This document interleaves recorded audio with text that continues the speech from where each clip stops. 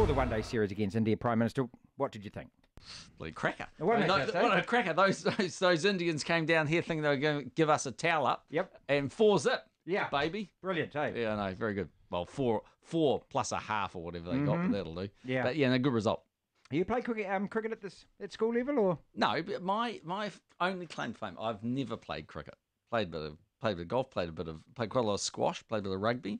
But I am the man who faced Shane Warne for that infamous over where Fujitsu gave 100 grand for a hit a boundary. How many boundaries did I get? Was it 5 or 6? I think it was 6. Yeah, exactly. Who was your batting coach for that? Well, actually, it was Fleming. Flems took me down. Said, this is how you hold the bat. Yeah. And I'll tell you a funny story with that. My office was completely freaking out because they were going, have you ever played cricket? I went, nah. And they're going to say, you look like a goose, Prime Minister. You're going to look real bad. I went, I'm confident I can hit things. I'll be right. So we go down there. Fleming goes, it'll be fine. Shane will look after you. He's a good bloke. And just as I was walking out, Fleming looks at me and he goes, gee, I hope we got this right. There's like 20,000 people or something there, and I'm now walking out to the middle of the oval thinking, oh, God, here we go.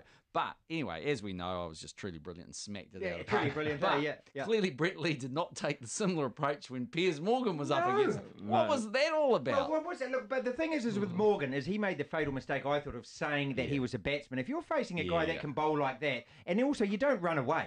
No, it was highly dangerous. That was dangerous. He got away pretty lucky. I'm with Hadley. I reckon that was dangerous. Yeah, I think that, honestly, I think Piers Morgan was an idiot. You don't go in and face that. I mean, if you aren't physically capable of it, and a cricket ball hurts. And it's quick. Yes. It's quick. And Brett also followed him as well. Yes, he did. He chased him down, didn't he? Yeah. I mean, I thought Brett Lee, okay, maybe one of them, but when it got to 5... Yeah, it's a bit extreme. You know?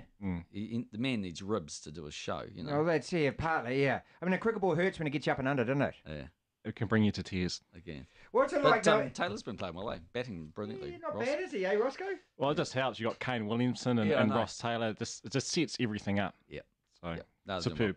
And what does it mean to you as a player when you know that the country is watching and involved, but also the highest levels of the people who run our country are actually sort of on your side at the moment too? Yeah, it's pretty cool, to be fair. You can just sense that the whole country are riding behind us, and the summer's great when the cricket's great, and the country certainly gets in behind us, and it's certainly a great feeling. Yeah, you guys have been doing brilliantly. So look, and it's also one of those things that it does alter the mood, doesn't it? Oh, for sure, I reckon. Look, sport absolutely matters, and we spend way too much money on negative stuff in New Zealand and not enough money on positive stuff. And sport's positive. Ultimately, whether it's your Black Caps or the All Blacks or your top teams or the Olympic team, whatever it might be, but right through to ultimately, for most people, it's going to be kids playing at a certain level, whether it's just having a bit of fun and participating, or it's trying to do okay at what they're doing. Yeah. And they will say into sport and out of court, and that's right.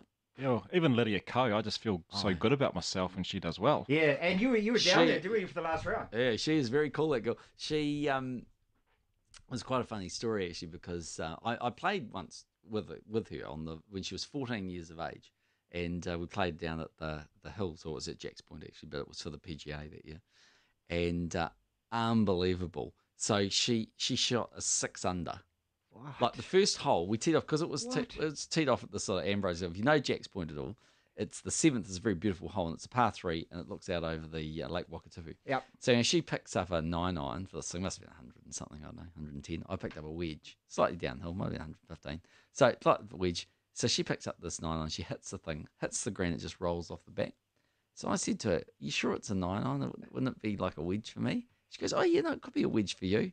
And I went, "But you had a 9-iron." She went. And I said, what's your handicap? She said, I'm +6 or whatever it was. And I thought, well, if it's a 9-iron for her, it's a 9-iron for me.